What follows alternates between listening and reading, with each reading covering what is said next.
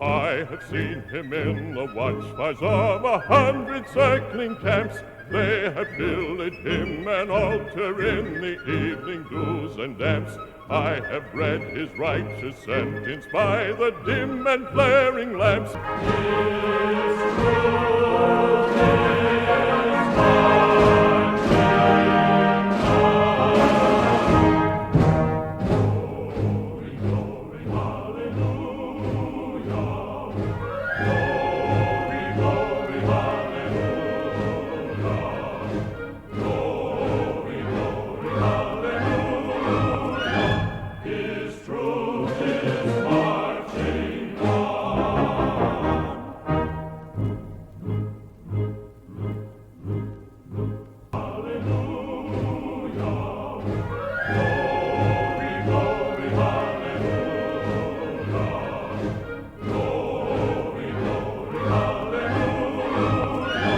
His truth is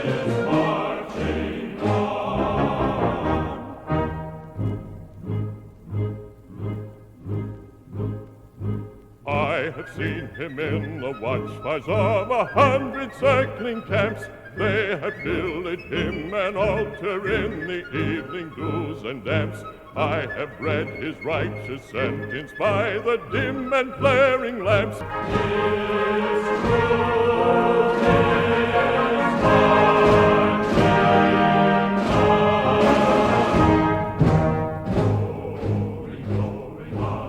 You're in for a real treat with Chris, and I know you all know that. If you don't know, I'm Carl. I'm the library director. Great to have you all. The library is governed by volunteer board of directors. I'm going to try to see if I can find all of them who are here. I see Greg Ray standing in the back. I know Laura Huddleston standing in the back. Phyllis Karpus is here somewhere. They're all in the back. Did I miss somebody? Is there another board member here? So thank you all for your service.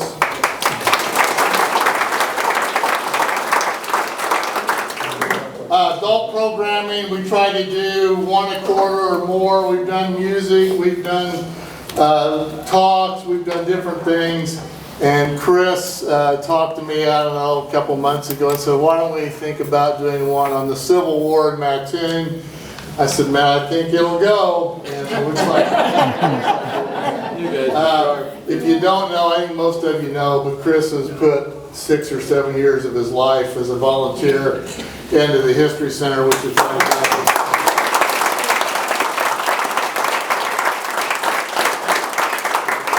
The newest piece is out in the hallway here, which is on the Big Dig, or the $1 Million Dig. We may have it open some tonight, but I encourage you all to come back and spend some time in the History Center. I've had every time people come in, or most every time they say, we've seen a lot of History Centers, but we haven't seen one this good. So with that, Chris, it's all yours. Thanks, Carl.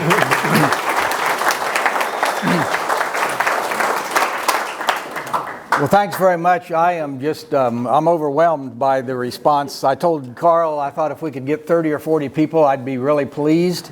So I'm doubly pleased. I hope you find this to be interesting this evening. We're going to talk about primarily Mattoon's role in the Civil War, which was very significant. I hope we can share some things that maybe some of you didn't know. We may disabuse a few myths. I look around the room and I see that a lot of you are history buffs. So some of this may be retreaded ground, but we're just going to kind of make our way through. I like to just speak. I don't usually use notes, but I do have a notebook because I want to make sure I don't miss some key facts. So to kind of get this started, we're going to talk about initially a period of time in 1861 when in a period of 60 days, 3 very significant events occurred that really formed Mattoon's role in the Civil War. And those three events, serendipitously, all took place on the 15th of 3 succeeding months. April 15th, May 15th, and June 15th. And so April 15th was just 3 days after the South Carolina forces had fired on Fort Sumter, and basically the opening shots of what became the Civil War, the war between the states. So on April 15th, just 3 days after that, James Monroe, who has kind of become my hero, and I think we should have a street named after him in Mattoon, Mr. Mayor, and not to be confused with President Monroe, and this is his portrait. So if we go back a couple of weeks, on April 1st, 1861, an election was held and the people of Mattoon voted to become a city. And at the same time, they voted to elect James Monroe as what they then called the president, but then that office then became known as mayor. So you're the predecessor to James Monroe. So that was a significant day because he raised a troop of volunteers. They had dinner at the Pennsylvania House Hotel, which was the first hotel built in Mattoon. And interestingly enough, it had been built and owned by William B. Mattoon, for whom the town was founded. And so some of you who may know, at that time in April 1st, 1861, the city of Mattoon, the new city of Mattoon, was only 6 years old. And Mattoon had been formed in 1855 when the two railroads, which became two of the most significant railroads in the Western theater during the Civil War, crossed in Mattoon.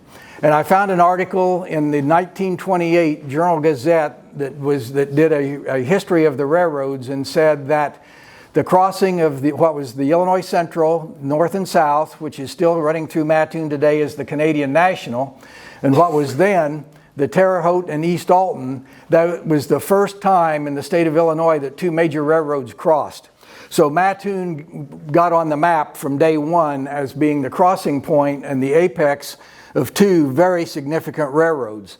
Those railroads would come to play a very important part in the Civil War.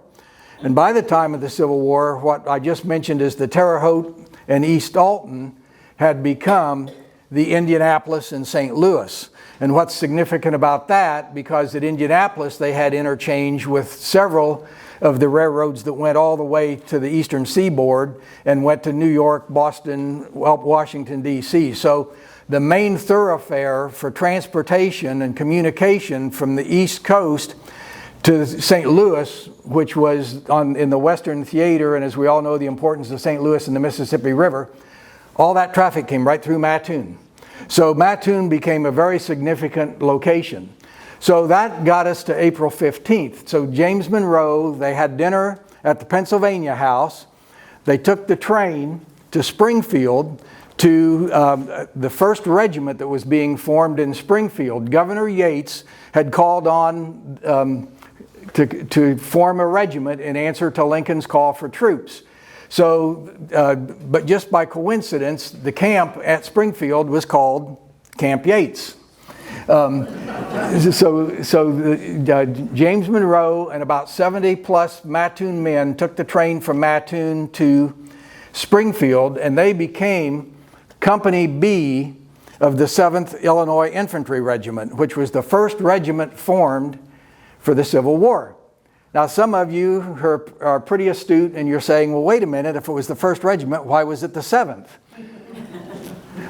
Illinois sent 6 regiments to the Mexican-American War. So when that war was over, those regiments they stood down, they were deactivated. So when it came time to raise regiments for the Civil War, the legislature and the adjutant general said, let's leave those 6 regiments. They had a glorious history in this Mexican-American War, so we'll start with 7. So the 7th Illinois Infantry Regiment became the very first regiment raised in Illinois to participate in the Civil War.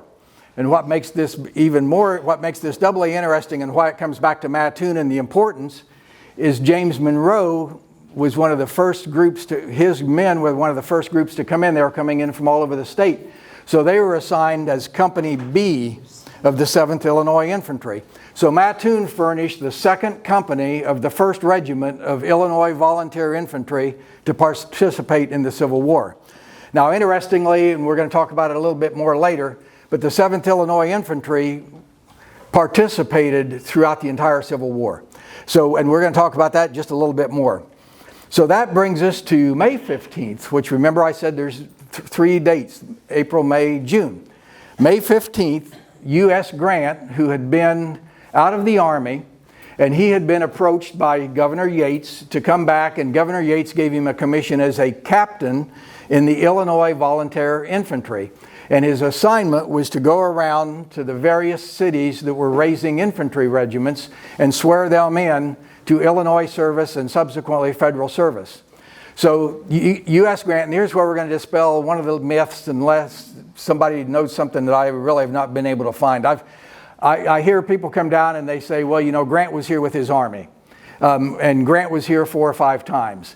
I have been able to identify twice that he was here, and it was not with his Army. He came on April 9th to swear in the regiment that was being raised here. And the regiment that was being raised here was the 7th Congressional District Regiment. So let's don't confuse 7th Congressional District with the 7th Illinois. So right after, right after this all started, the Illinois legislature passed what they called the 10-regiment rule. And the 10-regiment rule called for each Illinois congressional district to raise a regiment. There were 9 congressional districts in Illinois. The 10th Regiment was the one that was already being formed in Springfield by volunteers from all over the state. So if you go back and look at the roster of the 7th Illinois, Company B was from Mattoon, Company C was from Chicago, Company D was, I'm not going to list them all off, but that regiment realistically had men from all over the state. So it was truly a blended regiment. So they were called upon to raise 9 more regiments. Mattoon was in the 7th Congressional District Regiment, and we talked about before we had a railroad here, and we had 2 railroads, so it made it easy to get troops here, to get volunteers here, and then to send them on. The second thing that Mattoon had that made it very significant was in 1859, a group of Mattoon businessmen formed what was called the Mattoon Agricultural Fair Association. Now, if any of you are from Charleston, don't be offended, because they decided they didn't want to participate. Even though we had a county fair in Charleston, the Mattoon businessmen wanted to have their own fair to highlight Mattoon industry, Mattoon agriculture. So they bought 80 acres up in the northeast quadrant of Mattoon, right outside of the city limits. And in that facility, they had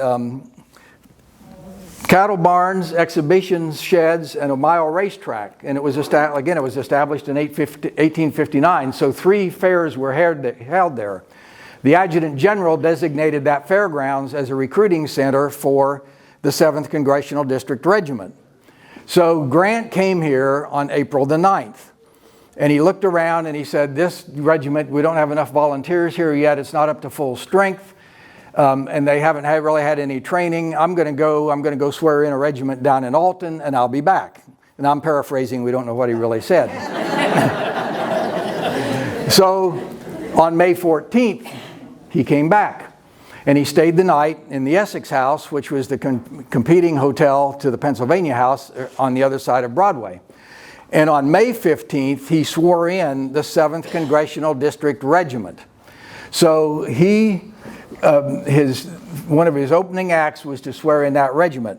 Now, I've got a couple of things I want to read to you. D. Brown, some of you may know that name. He was a famous historian. He wrote over 30 books, most of them to do with the Civil War era. He is most known for Bury My Heart at Wounded Knee, about the Indian Massacre. He wrote, an event that culminated outside the state originated in Mattoon. Here occurred a portentous incident that forecast the conquest of Mississippi, Tennessee, and finally Virginia, and the Union victory in the Civil War. In June 1861, now he can be forgiven for getting his dates mixed up, it was actually May, with the war going badly for the Union, Ulysses S. Grant came to Mattoon to muster an infantry regiment into state service. At the time, Grant was considered a failure in civilian life with no outstanding record as a military officer. So that was the setup to get Grant to Mattoon. So U.S. Grant, in his personal memoirs, wrote on page 166, "The next day I left St. Louis for Mattoon, Illinois, where I was to muster in the regiment for that congressional district. This was the 21st Infantry, the regiment of which I subsequently became colonel." So I said he was swearing in the 7th Congressional District Regiment, and right here Grant refers to it as the 21st Infantry. That is our other significant date. Remember, April 15th, May 15th, June 15th. So after Grant swore that regiment in, he left, and actually from here he went to Belleville to swear in another regiment. At that time in the Civil War, troops pretty much elected their own officers. And because the 7th Congressional District Regiment that was being raised and sworn in by Grant in Mattoon was heavily loaded with men from Decatur, they elected a fellow named Simon S. Good, with an E on the end, to be their colonel. Well, Colonel Good wasn't so good. He was a very lax disciplinarian, and the stories were that he could be found every night downtown Mattoon at one of the saloons. And of course, as all of you know, since Mattoon was a railroad town and we had two railroads going like this, the biggest industry in Mattoon was saloons. So he was a very lax disciplinarian, and word got back to Springfield to Governor Yates that this regiment that's been raised in Mattoon, they're just out of control. So he ordered them to come to Springfield via train to Camp Yates. When they got there, he gave Good essentially a second chance and observed how he was doing and decided this guy isn't cutting it. So on June 15th, remember 60 days, he fires Colonel Good and promotes U.S. Grant to colonel and gives him command of the 21st Illinois, what was then renamed the 21st Illinois Infantry Regiment. And then there's a couple of reasons for that. One, the 9 congressional districts all had a regiment, so they were, the 7th Congressional. So if you remember seeing some of the very vibrant paintings about the Civil War, and the men are clashing, and you've got the standard bearer carrying the flag, and right next to him you've got the guy carrying the regimental battle flag. 7th Congressional District Regiment does not lend itself to heroism. So they changed that, so the 7th Congressional District Regiment became the 21st Illinois Infantry. So Grant's very first command in the Civil War was the 21st Illinois Infantry Regiment that he swore in right here in Mattoon. So we're going to talk a little bit more then about Camp Grant. So the original idea was that the fairgrounds was just going to be used to raise this regiment. But the Illinois Adjutant General very quickly surmised that this was a perfect spot. It was well laid out, and they would go ahead and use it to raise other regiments and also bring other regiments here to train. And I found an article that I thought was interesting that gives you an idea. So in early 1862, a soldier in Company D of the 126th Illinois, so you can see how fast all these regiments were numbered sequentially, so you can see how fast regiments got raised. So a soldier he was from Hillsborough, Illinois, and he was recruited and sworn in Alton, and then they brought him on train to Mattoon to train because Mattoon had this facility. So he wrote back to the Hillsborough paper and he said this: "The camp was surrounded by the usual tight board fence customary to enclose fairgrounds. A picket line was stationed on the inside at about 300-yard intervals. The barracks were long buildings boarded up and down with 3 tiers of bunks. The city of Mattoon, about a mile away, was full of soldiers. It must be remembered, other regiments were coming and going, in and departing." Now, interestingly enough, this 126th Illinois, even though it had very few Mattoon men in it, but it trained in Mattoon, their commander was Colonel Jonathan Richmond, and he was from Mattoon. And so he commanded the regiment throughout the war. And one of the interesting things about Colonel Richmond was, and I'm jumping ahead here, but at the Battle of Chickamauga, he was in command of a brigade and served very valiantly. And so if you go, I'm sorry, I said Chickamauga, at Vicksburg. So if you go to the Vicksburg battlefield, there is an engraved plaque with his portrait on it, as one of the markers at the Vicksburg battlefield, and he was from Mattoon. So back to Camp Grant. So it was not originally Camp Grant, but when he came here to swear those men in, they were all really taken by him and impressed by his military bearing and the way he conducted the discipline. So they just nicknamed it Camp Grant, and that's a name that stuck. It's never been entered as Camp Grant in the official records of the Illinois Adjutant General, but everybody always called it Camp Grant, and that's why Mattoon to this day has so many connections to Grant. Altogether, at Camp Grant, 5 regiments were raised: the 21st, the 79th, the 123rd, the 135th, and the 143rd. So even though we're going to talk a lot more about Mattoon's role, I'm going to take a few minutes and just talk about a few of these regiments because they had such an impact, and some of the things that impacted them also impacted what was happening in Mattoon. So the first one we're going to talk about just a little bit more was the 21st Illinois Infantry, which Grant was the commander. There were 27 men from Mattoon in that regiment, and they were all in Company B, and their commander was Captain Jesse P. Stevenson, and he was from Mattoon. So we talked about Colonel Good had the regiment, and he got fired. Interestingly, there was an article in the paper. We're going to talk a little bit later about the paper, the Mattoon Gazette. But even back in those days, if we think papers are nasty now, back during the Civil War period, and especially, I mean, they just ridiculed Abraham Lincoln up one side and down the other. The papers were nasty, but they were also sometimes pretty funny. So the Mattoon paper had a blurb on the front page that reported that the Mattoon Regiment, when they got to Springfield, that Governor Yates had fired Colonel Good and appointed Colonel Grant. And so the paper said the regiment had a Colonel Good, now they have a good colonel. So, so that was the end of Simon Grant. We don't know what happened to him. So on the 7th of August, Grant was actually promoted to a general and took command of a brigade, and Lieutenant Colonel John Alexander from Paris took over command of the regiment for the rest of the war. So that's the 21st Illinois, which started as the 7th Congressional District Regiment. The next regiment that was raised was the 79th Illinois, and they were raised in August of 1862. I'm not going to really talk about them, and again, to my friends from Charleston, no offense, but there was not one man from Mattoon in the 79th.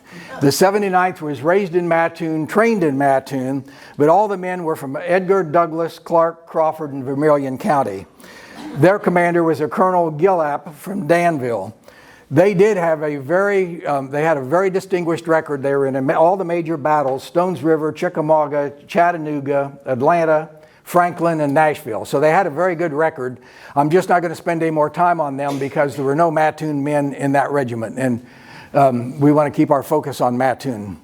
So I want to come back for a minute now about the 7th Illinois, because even though the 7th Illinois was not raised in Mattoon, some of the events of the 7th Illinois have a significant impact on what's going to happen with the 123rd, which is what I kind of call the Mattoon Regiment, because it was raised here in Mattoon. So you remember our friend James Monroe. He'd been the president of the city of Mattoon. He resigned his office after holding it for 2 weeks and led his company to Springfield. So he continued to command Company B of the 7th Illinois. A couple of things about the 7th Illinois that are really interesting, and we'll talk about this in a minute. The 7th Illinois Infantry was the only regiment in the entire United States Army during the Civil War that all the men bought their own Henry repeating rifles. And they were 16-shot repeaters, and they cost about $50 a piece, and the men took payroll deduction out of their meager $13 a month pay in order to be equipped with the Henry repeating rifles. Because they had the repeating rifles, they multiplied their firepower immensely. So the 7th Illinois had a very distinguished record also. At the Battle of Shiloh, which was one of the first major engagements that happened in the Western Theater, well, there's Fort Donelson, Fort Henry, and then Shiloh, Captain Monroe distinguished himself as a leader of his company, and after the battle, well, actually, after the battle at Fort Donelson, General Charles F. Smith, who was the commander of the division, said, and I quote, "The bravery, devotion, and efficiency of the 7th Illinois and Captain Monroe." He called him out by name, and that was the only officer in the division that he called out by name was Captain Monroe.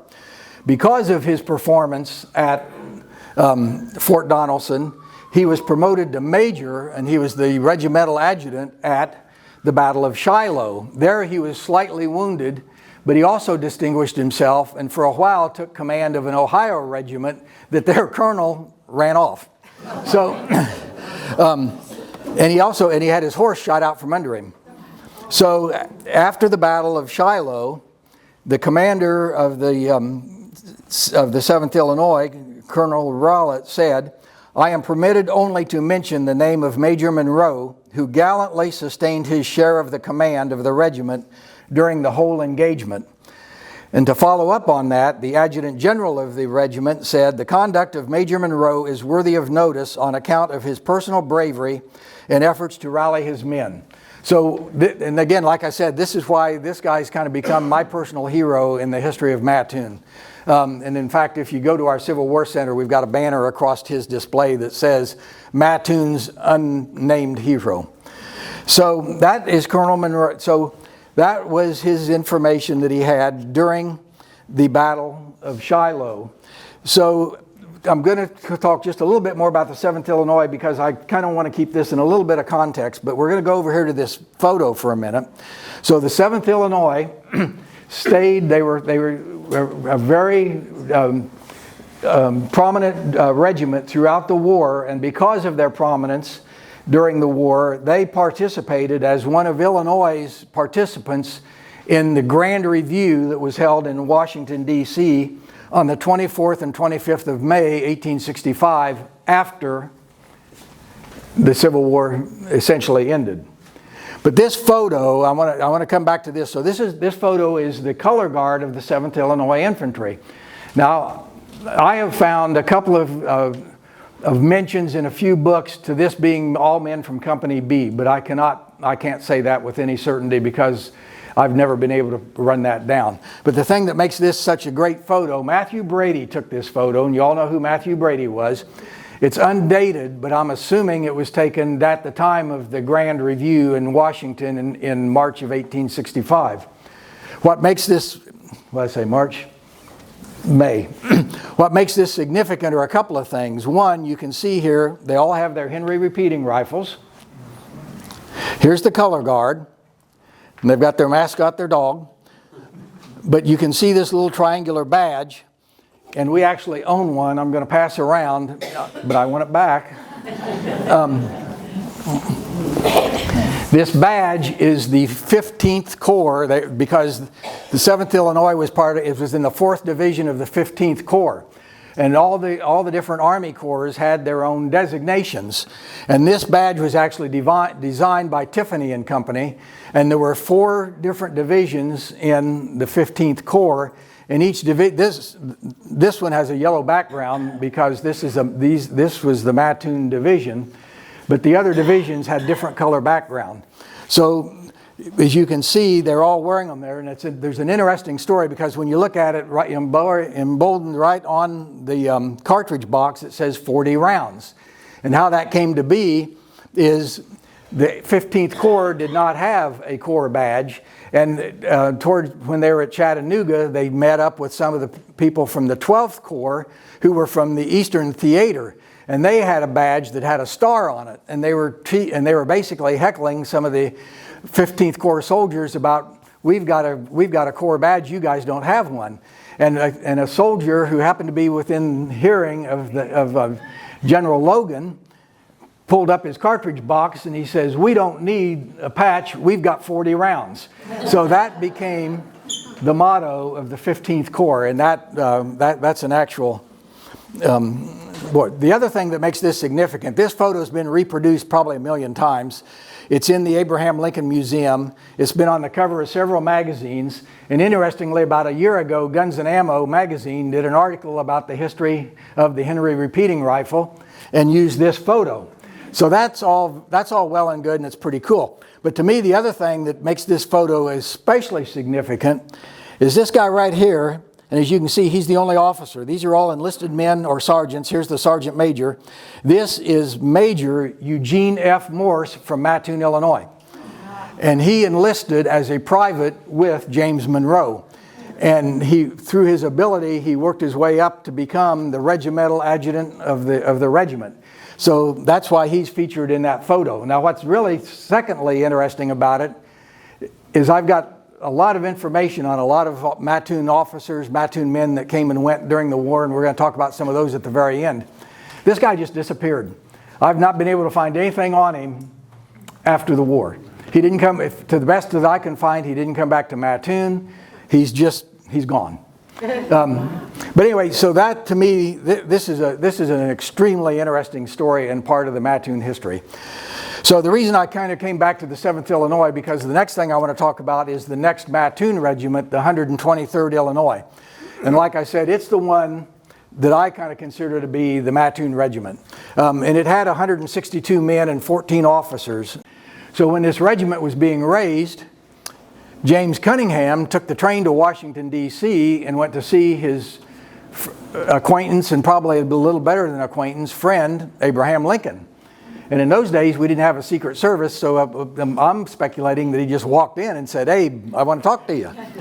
So Abraham Lincoln actually wrote him out a handwritten permission to take to the Secretary of War to get permission for James Monroe to leave the 7th Illinois Infantry and take over the 123rd being formed in Mattoon as their colonel. Now, what's interesting about this is Cunningham telegraphs Monroe and says, "Hey, I got permission, you can go." So Monroe picks up and goes. He comes back to Mattoon. When he gets to Mattoon, the provost marshal arrests him because the 7th Illinois had put out a notice that he was absent without leave because his paperwork had not caught up to the 7th Illinois. And of course, that all got straightened out in a matter of a couple of days. But it was I'm sure it was probably pretty embarrassing for him to come and take command of a whole new regiment and get arrested in the process.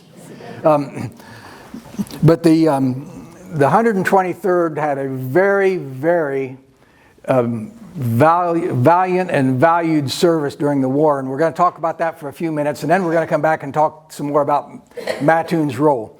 So after the regiment was raised, after only 19 days of being sworn in, they were put on a train and sent to the Battle of Perryville, Kentucky. And frankly, Perryville was pretty much of a disaster for the 123rd because they had not been adequately trained, they had not been adequately drilled, and that's no fault of Colonel Monroe. That's the fact that 19 days after being sworn in, they were sent off to fight. So after the Battle of Perryville, they came back and they regrouped, and I'm going to read you another item here. Colonel Monroe put out on the 14th of January, 1863, a set of general orders that he set the tone for the regiment for the rest of the war. And here's what he said. General Order number 1. On or near the 15th day of March next, each officer of the regiment will be called upon to handle and maneuver his command. And all who at that time are unable to do so intelligently will be recommended to the department command for discharge from the service. General Order number 2. Company and battalion drill will at once be resumed, and any officer or soldier absent without excuse will be severely punished. General Order number 3. Companies will be instructed daily in skirmish drill. General Order number 4. Hereafter, each company officer will be held in a strict responsibility for all government property in his possession. General Order number 5. Every company commanding officer will each day inspect the quarters of his men and cause them to be carefully and fully cleaned. General Order number 6, and don't worry, it's the last one. All men on extra or daily duty will be required to drill with their companies at least twice a week, and any enlisted man failing to do so will be promptly returned to his company. So, and I'd like to point out to you guys as I read this to you, I mean, I'm used to reading stuff, but I typed this verbatim. If you remember back in your composition days and you put SIC in parentheses, he misspelled about 20 words on here. And I was stumbling over them as I was reading them to you. But anyway, we got through that. So the 123rd is having a pretty good war so far. And in May of 1863, a fellow named James T. Wilder, who is the commander of the 72nd Indiana, went to General Rosecrans and said, I've been watching what's going on with all these battles, and we've got cavalry, and the cavalry, they ride to the battle, but they fight as skirmishers or scouts, or they just serve as shock troops. But all the infantry walks everywhere they go. And it takes forever to get infantry to the battle. He says, I've been thinking about an idea of we put the infantry on horses, and when they get to the battle, they get off and fight as infantry. And so that was the birth of mounted infantry. General Rosecrans liked the idea and gave him permission, and they formed a brigade, and it was called the Wilder Brigade, and it included the 17th and the 72nd Indiana, the 98th Illinois, and because of the record and the training of Colonel Monroe, Wilder asked him to be part of his brigade, so the 123rd also became part of that brigade. Wilder was also a very prosperous businessman in Indiana. He had several holdings, and one of them was a foundry. Because of that, he had really good relationships with his bankers. So he went to his bankers. He had this idea. He says, besides riding horses to battle, we need to multiply our firepower, much like what we talked about the 7th Illinois. So he got his bank to underwrite loans that he bought every soldier in the Wilder Brigade Spencer 6-shot repeating rifles. So there again, they were multiplying their firepower by 6 to the normal Confederate soldiers who had just single-shot muzzle-loader rifles. At the Battle of Hoover's Gap on the 24th of June in 1863, that proved out between the fact that they were able to they got to Hoover's Gap before the Confederates were coming from the other direction. They were able to dig in, and they were able to hold off. They held off over 6,000 Confederate soldiers because they had the repeating rifles, and they were plinking them down 6-1. And they held the Confederates until Rosecrans could bring the rest of the army on foot up. So they proved their worth. And after that battle, General Rosecrans put out a general order that from then on they would be referred to as the Wilder Lightning Brigade.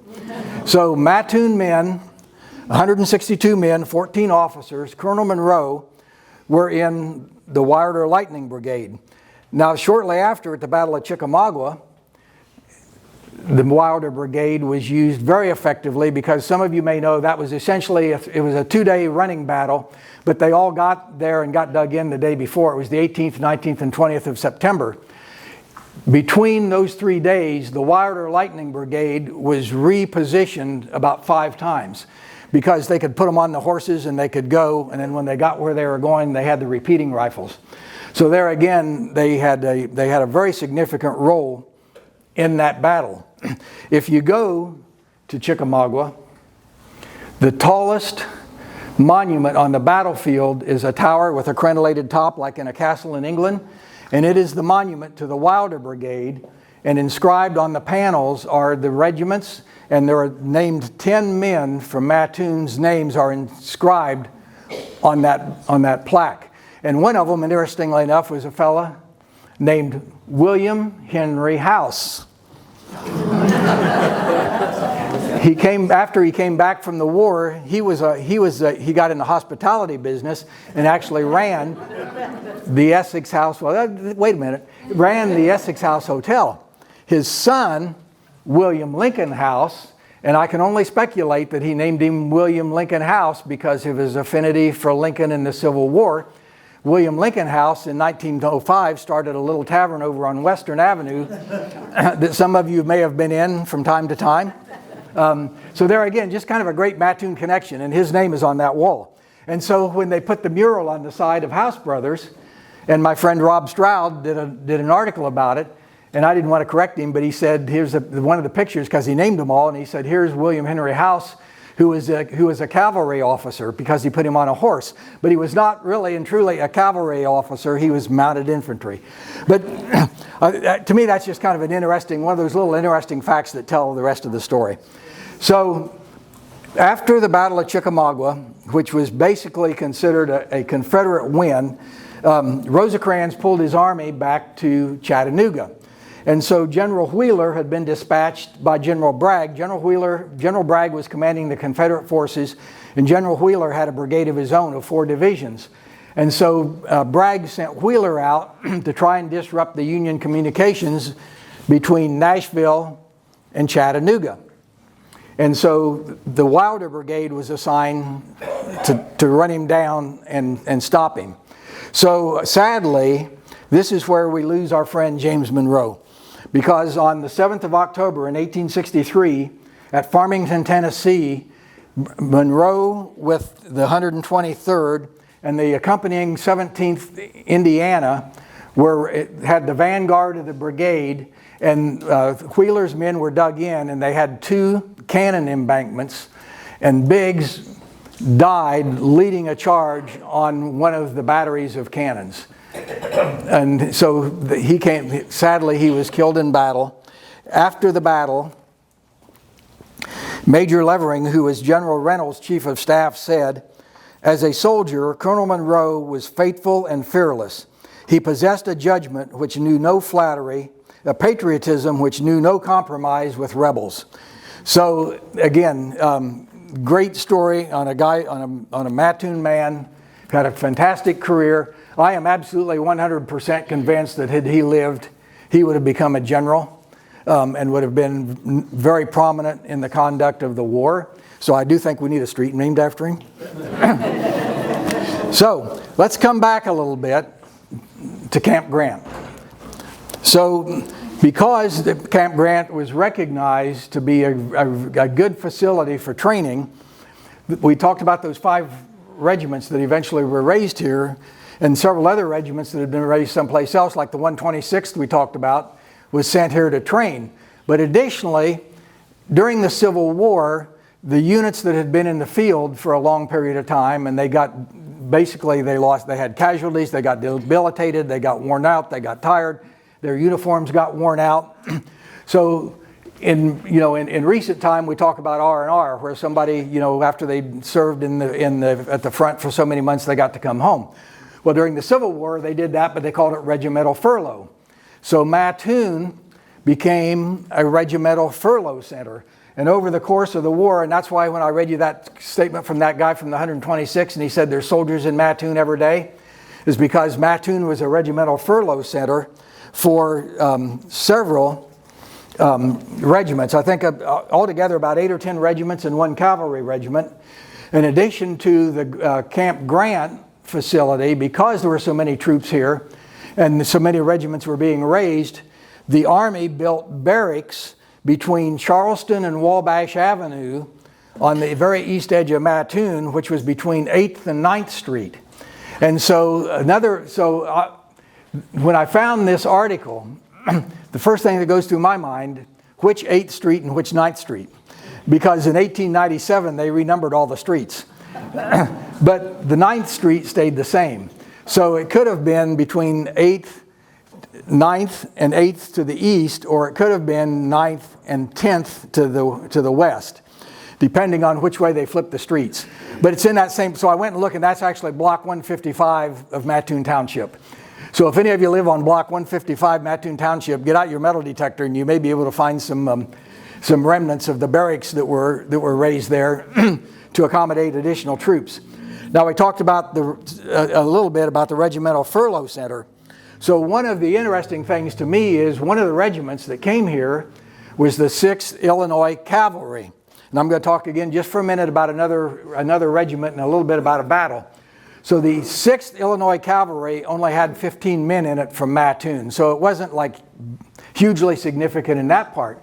But what made it significant is the 6th Illinois Cavalry was commanded by a fellow named Benjamin Grierson from Jacksonville, Illinois.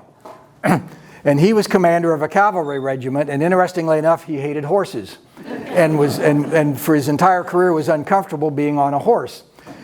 But because Grant was pushing on Vicksburg as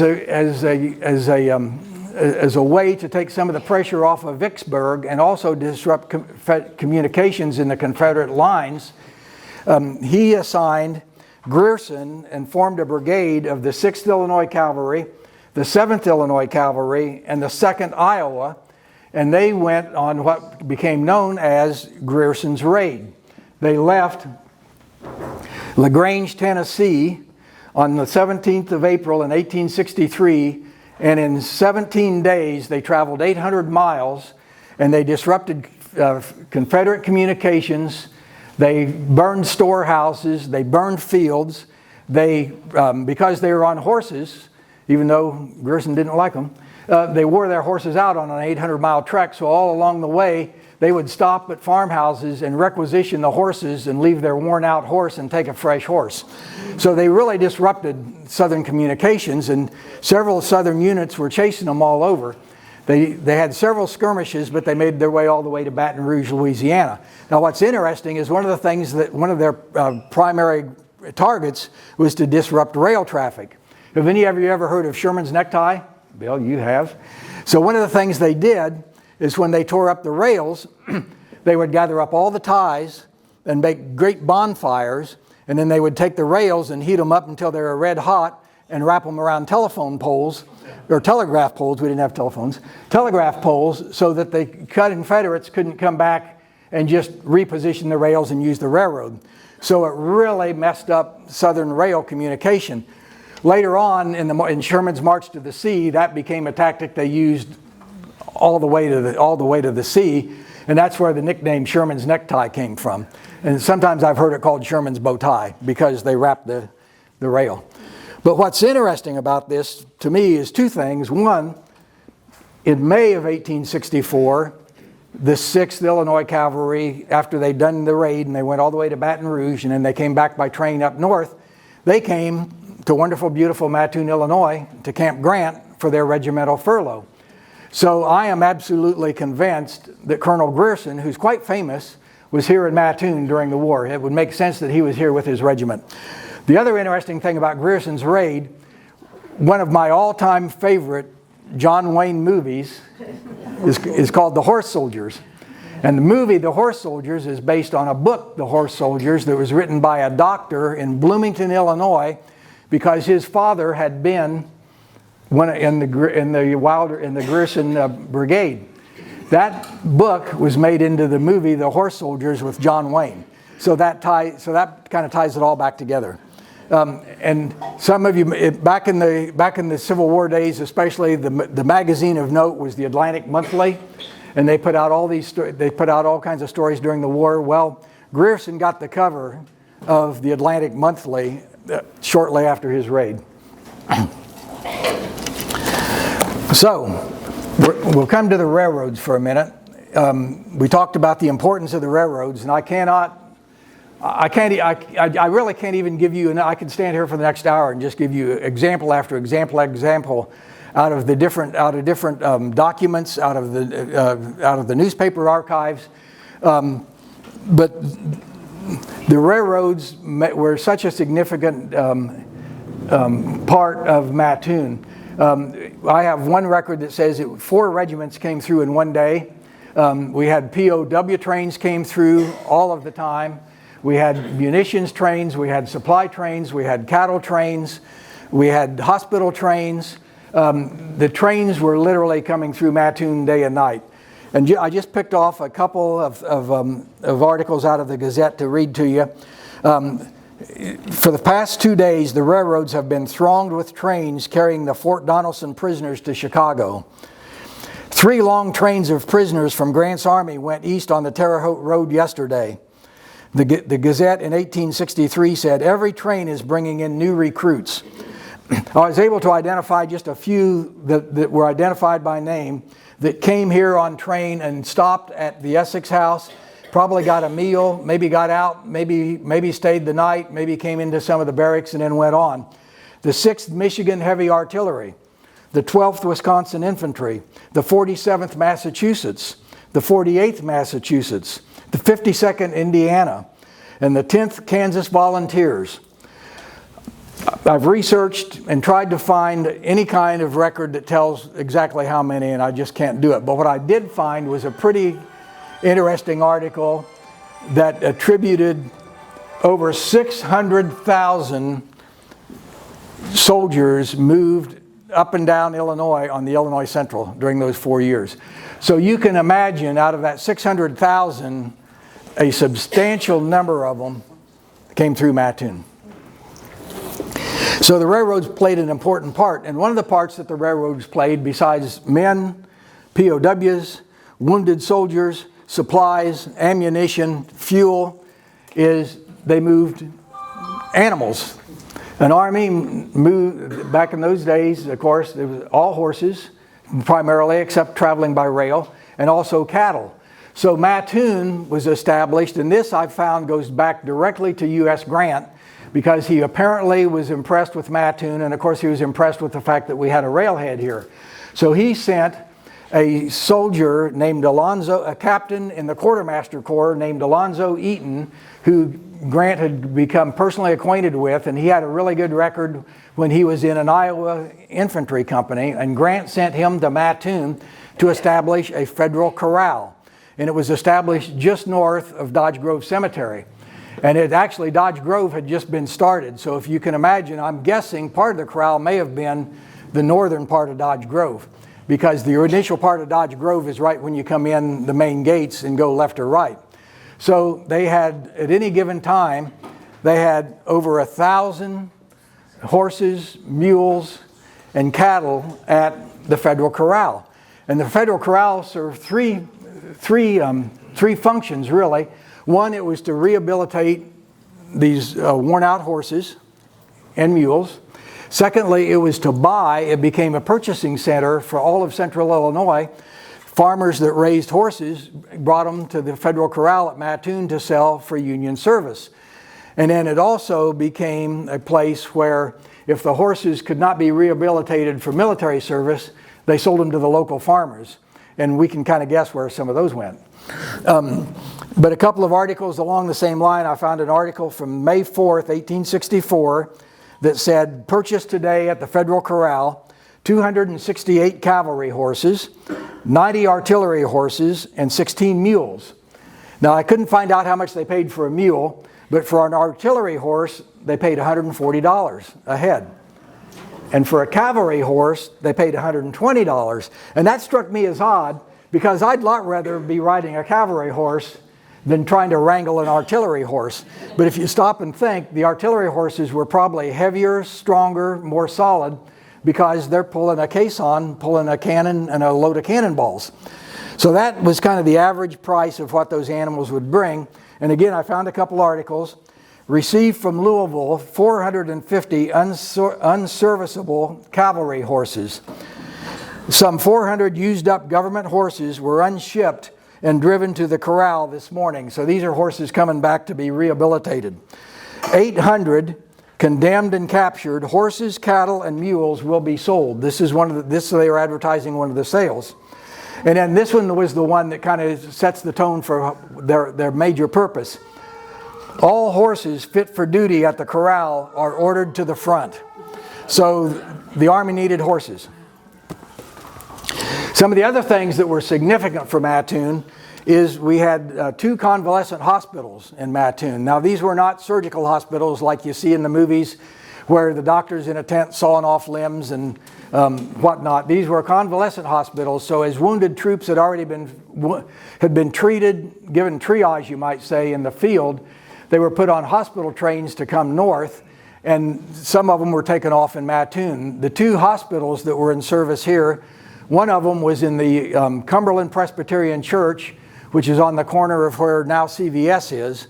And some of you may remember that brick church building that was there before they tore it down to build CVS. That's not it. During the Civil War, it was a wooden structure, but it had a basement. After the Civil War, they tore that wooden structure down and built the brick church on top of the basement that was already there. So if you're just picturing that, it was a wooden structure. And the church ladies of the Cumberland Presbyterian Church all volunteered to come in and wrap bandages and take care of the wounded soldiers. The other hospital was in the Fitzgerald building on Western Avenue on the 2nd floor, and it had just been completed, and it was one of the first permanent brick buildings on Western. And that building is still there. If you drive by, it says Fitzgerald up across the top. So the other thing I found interesting is besides being Army physicians here, all of the local doctors. And here's what's interesting. We talked about Mattoon had just become a city. At the beginning of the Civil War, and I'll talk about this a little bit more as we wind up. At the beginning of the Civil War, Mattoon had 1,500 people. So, out of 1,500 people, there were 7 physicians, which kind of blew my mind when you think a town of 1,500 people would be lucky to have a doctor.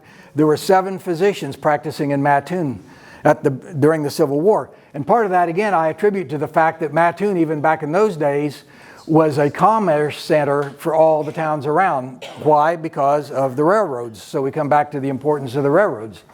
And one of the things that I found, and we've actually got a board that shows it up in the Civil War Center, is I list about 25 or 30 soldiers that died in Mattoon and are buried in Dodge Grove Cemetery. And on their headstones, it gives their unit. And there's a few from Mattoon, but they're almost all from Indiana, New Hampshire, Maine, Massachusetts, Wisconsin, because they were brought here to be hospitalized and they died and they were buried here. So again, just kind of a very interesting part of the story. The newspapers played a very important part in the war. During the war, the Mattoon Gazette, which was the forerunner to the Journal Gazette that we have now, published once a week, which might be what we're getting back to, I don't know. And so you could run through, but they followed the war very, very closely. During the war, it was a 4-page paper. The first page was always national, and it was almost all war news that they got off the Telegraph or they got from other newspapers. The second page and the left-hand side of the third page was all Mattoon stuff. And all through the war, they talked about businesses opening, people coming to Mattoon, people getting married, regiments being formed, soldiers in town. I mean, it was a running dialogue almost every day of what was going on around town. And it's absolutely fascinating reading. And what's really interesting about it is the publishers of that time were a fellow named W.P. Harding and R.W. Houghton. And at the beginning of the war, Houghton enlisted in the 123rd, and so he would send dispatches back for his partner Harding to put in the paper. So about once a month at least, there'd be an article and it'd say dispatch from the front, and it'd be this long letter that Houghton wrote about what was going on at the front. So kind of like an early day Ernie Pyle. Sadly, Houghton was killed at the Battle of Chickamauga. So those notes stopped. But I find it interesting that throughout the war, the paper carried on a running commentary of what was going on. And I pulled one up. I just want to read you one article here that I pulled up that kind of defines what they said.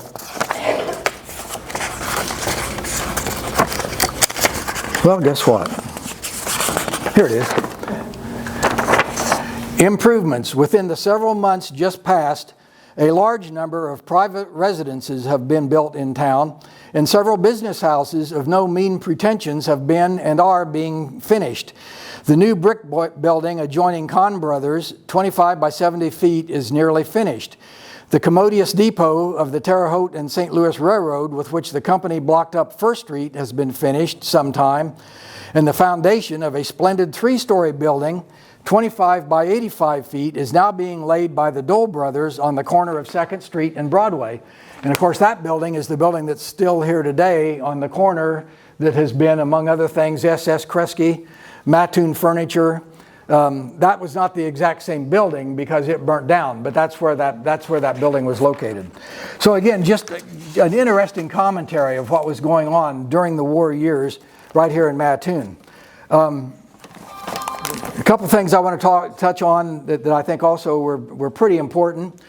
Even though this is Mattoon and it's the Mattoon History Center, we all know that what was known as the Charleston riots. Charleston had a large contingent of what we call Copperheads, who were the Southern Democrats, Southern sympathizers. And on the 28th of March in 1864, a group of men from the 54th Illinois Infantry who were on furlough here in Mattoon had gone to Charleston, probably to visit the taverns over there, we don't know. But a couple of soldiers got into a couple of men, a soldier and a Charleston, a Copperhead, got into an altercation, and the Copperhead wound up shooting the soldier dead, and then one of the other soldiers shot the Copperhead. So a general melee broke out, and before it was finished, 6 soldiers, 2 Copperheads, and 1 civilian were killed. One of the soldiers who was killed was Major Shubal York, who was the regimental surgeon, who was originally from Paris, Illinois, and he had just gotten off the train coming back to his regiment after visiting his family in Paris. So he was killed during that melee. Colonel Mitchell, Grenville M. Mitchell, who was the regimental commander, was also there, and he was slightly wounded, but a bullet bounced off of his pocket watch. He telegraphed back to Mattoon and said, "Send troops."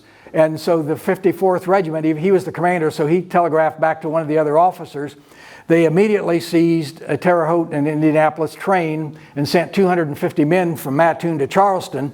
But by the time they got there, the Copperheads had all absconded, had left, and the ringleader was the sheriff of Coles County. Their goal was to burn federal property, demolish railroads, and the thought was that they could recruit enough Copperheads to rise up and form a guerrilla army in the backyard of the Union Army. And so there were 2, after they failed to disrupt the Democratic National Convention, so 2 Confederate officers, Thomas Hines and John Castleman, came down state. They brought 20 men with them. Hines had 10 and Castleman had 10.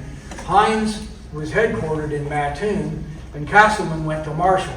Well, they got found out, and again, this is a whole nother book. But they left. They did some minor damage. They disrupted. They burned a couple of warehouses, but they didn't do any of the major damage that they thought they would. And then they took off and they headed south. Hines actually made it to Kentucky and continued as a guerrilla all the way into 1865. Castleman was captured in Indiana and sent to federal prison. But so the nucleus of this little cabal that was going to disrupt things in the heart of Illinois, and again, that's a much deeper story. So now we're kind of towards the end. We're getting towards the end of the war. I'm getting hoarse. As we start to wind down, I want to talk a little bit about the impact the war had on Mattoon, and I think you're going to find some really interesting things there. But one of the things that, at the end of the war, 3 Mattoon colonels, of course, Colonel Biggs, Colonel Monroe had left us. When he was killed, Colonel Jonathan Biggs, who was also from Mattoon, took over command of the 123rd Illinois and commanded it for the rest of the war. Now, Colonel Biggs was originally from Westfield, Illinois.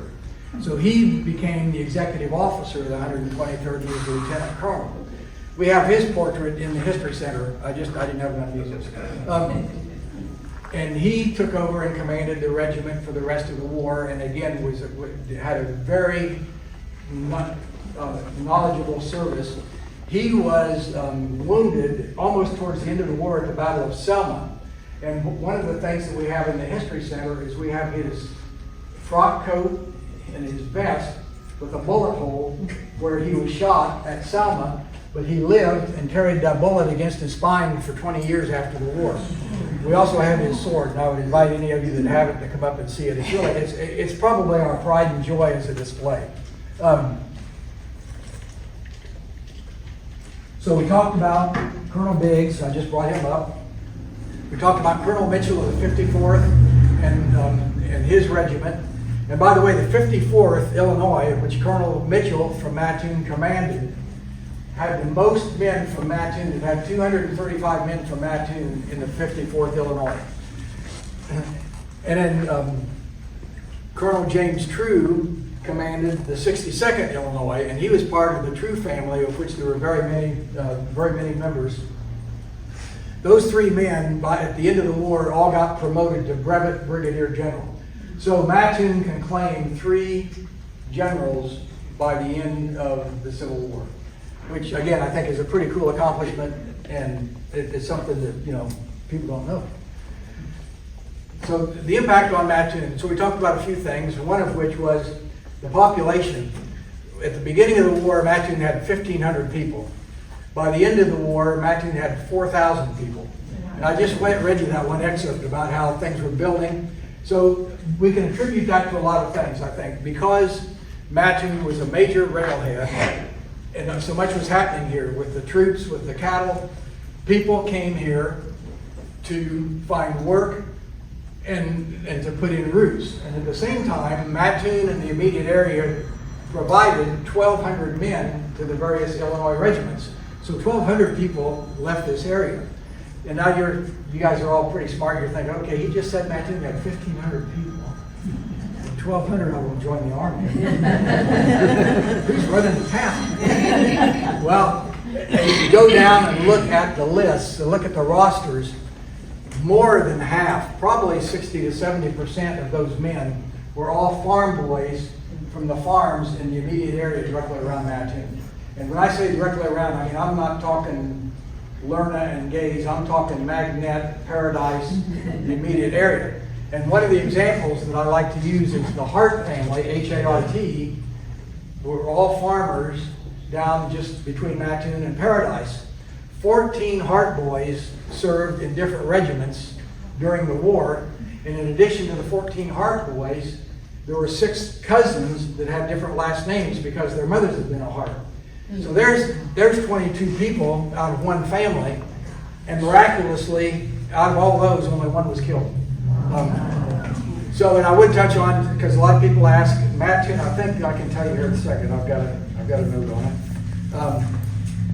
131 men from Mattoon that enlisted in one of these regiments died during the war. Now, the Civil War was indicative of really all the wars before and all the wars after. The rough number is a third. A third of the men were killed in action or died of wounds. The other 2/3 died of disease, infection, and other maladies. And that was an ongoing issue throughout the war. And you'll find several articles that a regiment couldn't be sent into battle because all the men were sick. I mean, it was just, and we didn't have penicillin, we didn't have anesthesia, we didn't have the medical care that we have today. So that lent to a lot of the issues with the health issues.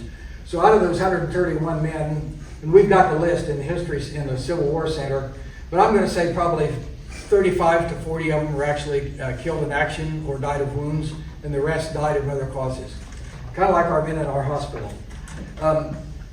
So a couple things that I pulled out that I thought were really interesting, and I'm going to just run down through this because I found it really interesting. The newspaper, I told you they ran basically 4 pages. So towards the middle of the year, the middle of the war, they started in the right-hand column, they listed a business directory. So I thought this was really interesting, and it's to me it kind of tells the tale of how Mattoon had grown and how it had become a commercial and a mercantile center and brought people here. So I'm just going to run down through these. This is out of the January 1864 business directory for the city of Mattoon.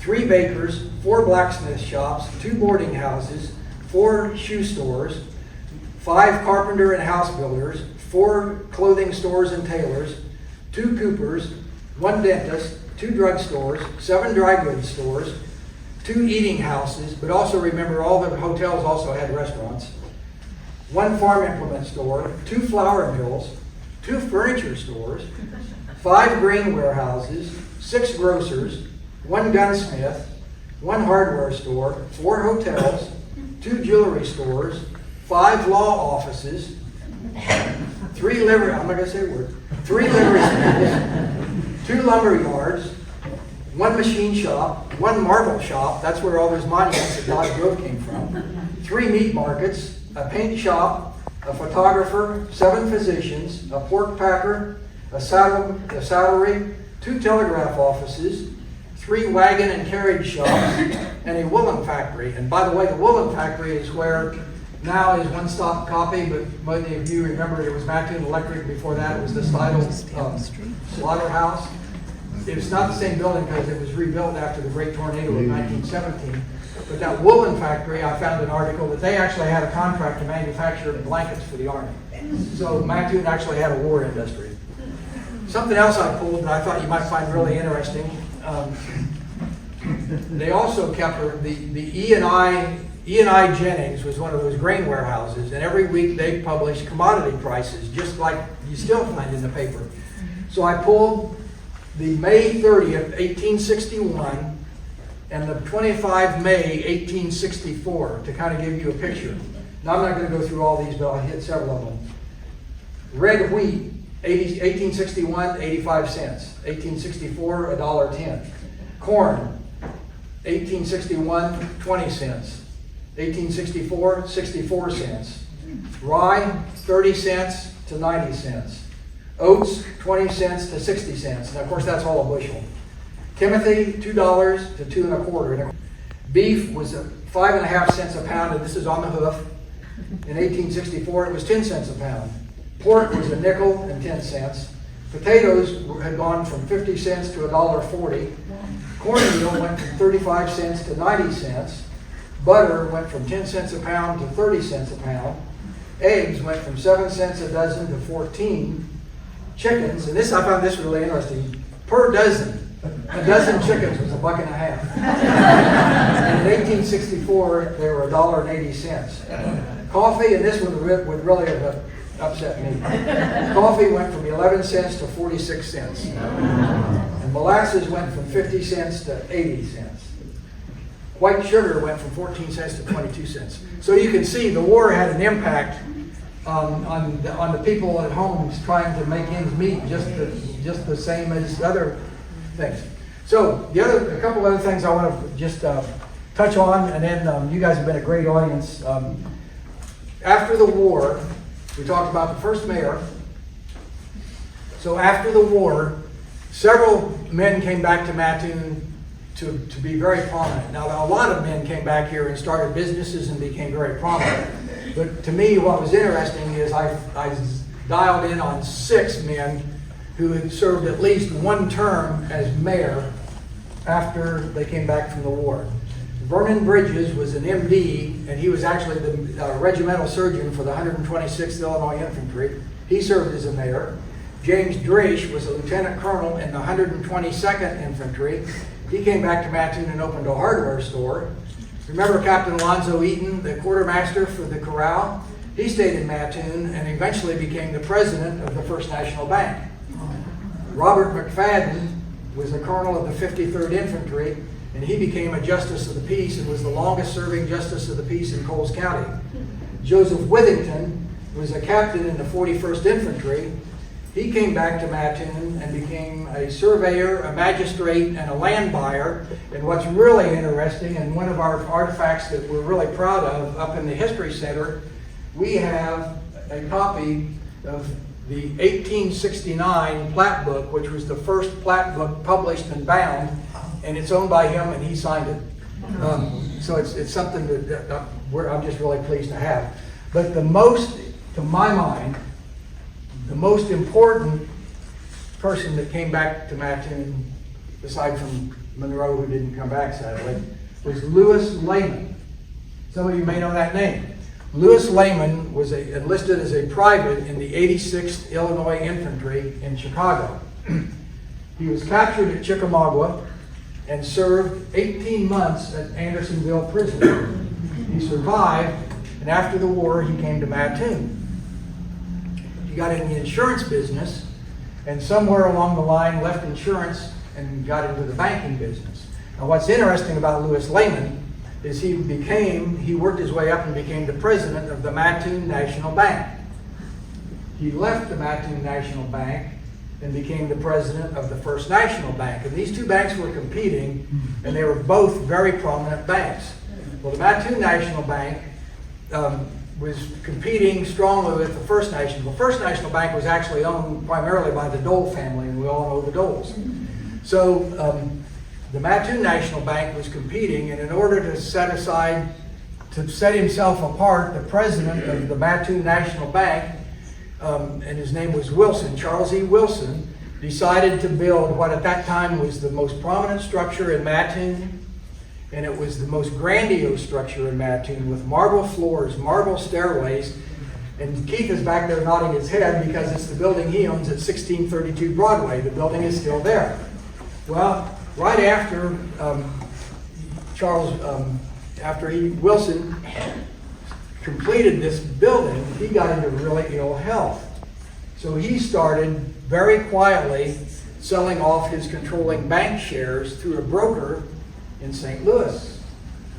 Interestingly enough, Louis Lehman did business with that same broker in St. Louis, and he started quietly buying all those shares. So he took over the Mattoon National Bank and merged it with the First National Bank. But since the First National Bank was still in a little small building over in between the two Dole buildings, because the Doles owned it, on the south side of Broadway, he moved into the building that's still there today at 1632 Broadway. And in combining the two banks, he renamed the two combined banks the National Bank of Mattoon. Many years later, the directors of the National Bank of Mattoon decided to resurrect the old name First National Bank, and that is the bank that we know today as First Mid-Illinois Bank and Trust. So it goes all the way back to Louis Lehman. The other thing to me that makes Louis Lehman so interesting, he was a state senator, he was a mayor of Mattoon, he was the president of the school board, and he was the president of the library board. And he's the one that personally wrote and started a correspondence with Andrew Carnegie and got the money to build the building we're sitting in right now. So aside from Monroe, Lehman is kind of my hero. His home, the mansion he built, is today the Mitchell Jordan Funeral Home. And I would recommend you just go to visit, don't go to stay. What's interesting about Louis Lehman is on his headstone in Calvary Cemetery, for all of his accomplishments, for everything he did for Mattoon, for all his wealth, his headstone says, Louis Lehman, Private, 86th Illinois. That was the thing that he was, to me, probably the most proud of. I mean, to me, that's pretty cool. Yeah. A couple other things real quickly, and this goes back to Mattoon after the war. Mattoon, some of you may have heard about the GAR, the Grand Army of the Republic, which was the Civil Wars, Veterans of Foreign Wars, or American Legion. And actually the GAR, the Grand Army of the Republic, was actually started in Decatur, Illinois, but it went nationwide. Mattoon's post was post 404, and they had hundreds of members. Every year they had a statewide convention, and in 1914, Mattoon was host to the statewide, they called it an encampment. Over 10,000 Civil War veterans and their spouses descended on Mattoon for that encampment, and it was the paper reported on it very deeply. A couple of things that were interesting: the city of Chicago sent unmarked plainclothes policemen down to mingle in the crowds because the crowds were so large. Both railroads ran special excursion trains to Mattoon from all over the state. Like I said, there were 10,000 people here. They held a gala parade. All the women that were here, they had an event for all the women on the front steps of the library. We've got a photo of that. So Mattoon, came full circle in 1914. The other thing that happened about that same time, a couple years earlier, is the Wilder Brigade that you all remember. The survivors of the Wilder Brigade would get together every few years, and in 1912, their annual convention was in Mattoon, and Colonel Wilder came to Mattoon. By that time, he was a very wealthy businessman. He left Indiana, and he owned a lot of businesses in Chattanooga. And he came to Mattoon, and his comment was he was invited because they were looking at a couple different towns to hold the convention in. And he says, I will only go to Mattoon, Illinois, where my esteemed friend, Colonel James Monroe, is buried. And so they had a service out at his monument. And by the way, if you go into Dodge Grove, as soon as you go into the big arch that says Dodge Grove, if you turn right, his monument is there in the very first section. And during that period of time, we also tried to get up a collection to make a larger monument for him. and they couldn't raise the funds. But you also, if you're familiar with Dodge Grove, if you go straight in and straight back, about 2/3 back, there's an ellipse with what looks like a Civil War soldier. That is the monument to the GAR, which they put up and dedicated in 1906. Sadly, the bylaws of the GAR were that you had to be an active military member of the Union Army to be a member. So they didn't have Sons. I'm in the Sons of the American Revolution. So they don't have a Sons of the GAR. So it died out. The last surviving members of the GAR in Mattoon, the post 404 in 1932, they had 11 members and they disbanded. A couple other things very quickly. D.S. Campbell, who was a dentist, and he served, I can't remember right now what unit he served in. After the war, he went to dental school in Philadelphia and then came to Mattoon. And again, we can only imagine he passed through here. He rescued the Camp Grant flagstaff that had been up at Camp Grant and had it in his personal possession. In 1928, when the U.S. Grant Hotel over here was built, he donated that flagstaff. So it flew in front of the Grant for 50 years, or stood flying a flag. When the Grant closed, the owners of the Grant Hotel Association donated that flagstaff to the Mattoon Public Library. And it stood out in front of the library for many, many years. Because it's a wooden flagpole, in 2006, and I was on the board at that time, the flagpole was so deteriorated, you couldn't do anything with it. But we didn't want to give it up on it. So we brought it in. Mark Sheehan, some of you know Mark, he is a very skilled carpenter.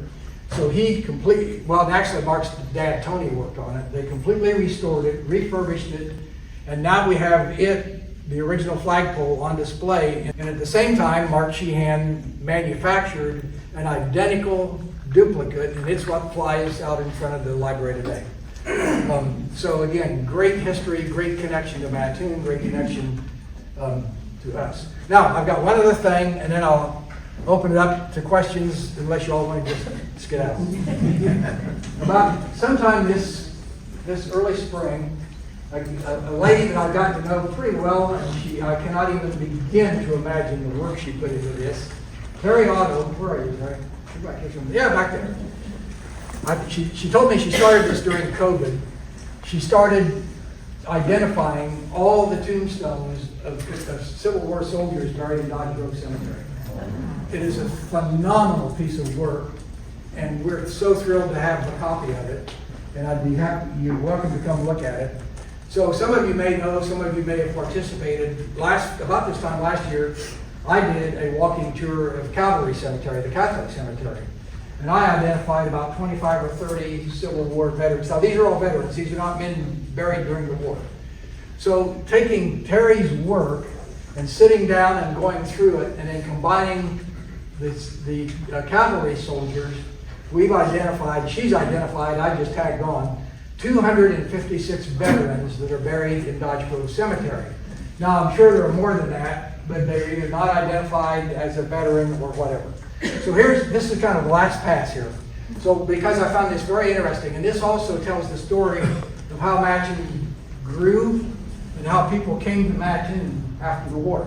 So after 256 men buried in Dodge Grove Cemetery, who self-identified as Civil War and Cavalry Cemetery, 62 list their place of birth as Ohio, 48 Indiana, 40 Illinois, Pennsylvania 18, Kentucky 17. Now this one surprised me. Virginia 12. So I don't know if they're all from West Virginia. And Ireland 11.